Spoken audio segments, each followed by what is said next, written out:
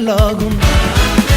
ஓ வார்த்தைக்கு அழிவில்லை, அது எல்லாமே செயலாகும்.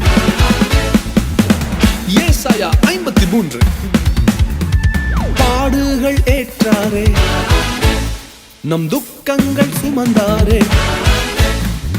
பாடுகள் ஏற்றாரே, நம் துக்கங்கள் சுமந்தாரே. தழும்பாலே குணமானோமாமே, பலவீனம் நமக்கில்லை.